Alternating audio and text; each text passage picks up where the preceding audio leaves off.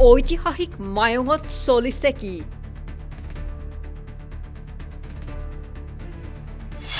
বেজালিৰ নামত একাংশ ভণ্ডতান্ত্ৰিকৰ লুণ্ঠন, যাদুকৰী মায়ঙত চলিছে অনৈতিক বেহা। ঐতিহাসিক মায়ঙক কলংকিত কৰাৰ অপচেষ্টা একাংশ ভণ্ডতান্ত্ৰিকৰ। আজি মায়ঙৰ ইতিহাস চনকাত বৃহত্তৰ মায়ং অঞ্চলৰ ৰাইজে ভণ্ডতান্ত্ৰিকৰ বিৰুদ্ধে প্ৰতিবাদ সাব্যস্ত কৰে। এইটো তন্ত্ৰ-মন্ত্ৰৰ সংস্কৃতি, এইটো এটা পৰম্পৰাগত শতবছৰীয়া সংস্কৃতি। আমি সংস্কৃতিৰ ৰূপত ইয়াক জীয়াই ৰাখিব খোজো।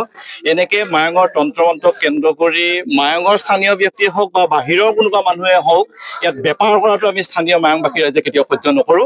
আৰু আজি ইয়াতে বৃহত্তৰ মায়ঙৰ কেইবাখনো গাঁৱৰ শ মানুহ আহি উপস্থিত হৈছে আমাৰ চনকাৰ গণেশ আশ্ৰমত। ইয়াত দীৰ্ঘদিন ধৰি তাৰা বাবা বুলি এগৰাকী ভণ্ডতান্ত্ৰিক, তেখেত ভণ্ডতান্ত্ৰিক কাৰণ আমি গোপনে ৰাতি কি কাৰ্য ঘটে আমি গম পোৱা নাছিলো, কিন্তু শেহতীয়াকৈ সকলোবোৰ কথা পোহৰলৈ আহিছে। পোহৰলৈ অহাৰ পিছত আমাৰ স্থানীয় ৰাইজ জাগ্ৰত হৈছে আৰু তেখেতক আজি ইয়াৰ পৰা আমি সমজুৱাভাৱে আমাৰ চনকাৰ গণেশ মন্দিৰত এখন সভা বহিছে, ৰাজহুৱা সভা, আৰু তেখেতক ইয়াত বিতৰণৰ মায়ঙৰ পৰা বিতৰণৰ আমি প্ৰস্তাৱ গ্ৰহণ কৰিছো। সেইটো আইনীভাৱে হ'ব। আমি আমাৰ জিলা কৰ্তৃপক্ষক আমি জনাম, উৰ্ধ্বতন কৰ্তৃপক্ষক জনাম, আইনী প্ৰক্ৰিয়াৰে তেখেত ইয়াৰ পৰা যাব লাগিব।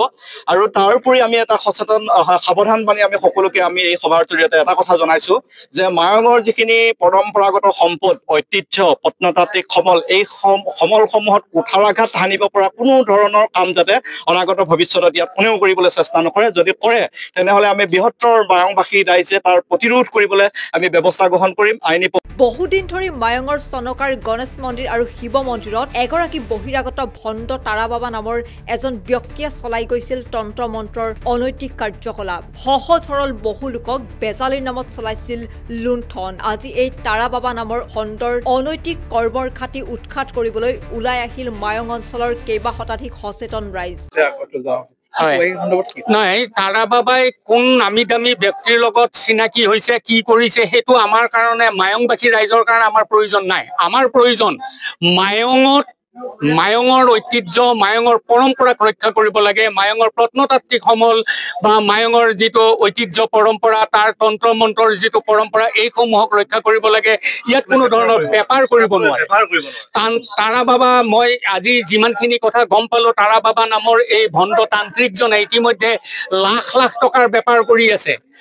আৰু সেই লাখ টকাৰ বেপাৰ কৰি সেই তান্ত্ৰিকজনে ইতিমধ্যে বহু সা সম্পত্তি ঘটিছে। গতিকে তেনেকুৱা ধৰণৰ তান্ত্ৰিকসকলক আমি আইনীগতভাৱে ব্যৱস্থা ল'ম, আইনৰ সহায় লৈ পেলাই এইবিলাক বন্ধ কৰিম। আৰু মায়ঙৰ তন্ত্ৰ মন্ত্ৰ অতি পবিত্ৰ বস্তু। এই পবিত্ৰ বস্তু, সকলো বস্তুৰে উৎপত্তিৰ অন্তৰালত মানৱ জাতিৰ কল্যাণ সাধনৰ কথা, জীৱসকলৰ কল্যাণ সাধনৰ উদ্দেশ্য নিহিত হৈ থাকে। গতিকে এই তন্ত্ৰ মন্ত্ৰৰো মূল বিষয়বস্তুটো মানুহৰ কল্যাণ সাধন কৰা। ইয়াত যদি কোনোবাই কল্যাণ সাধন নকৰি পেলাই ইয়াৰ বিৰূপ কাম কৰিবলৈ গৈছে, তেতিয়াহ'লে মায়ঙৰ ৰাইজে কেতিয়াও তাক ক্ষমা নকৰিব। ইতিমধ্যে ভণ্ড তাৰা বাবাক মায়ঙৰ পৰা বিতৰণৰ লগতে আন ভণ্ডতান্ত্ৰিকসকলকো সোনকালেই নাকি লগাবলৈ আহ্বান জনাইছে স্থানীয় ৰাইজে। অন্যান্য বাবাতৰিৰ বাবে চাই থাকক নিউজ ডেস্ক ৰিপৰ্ট।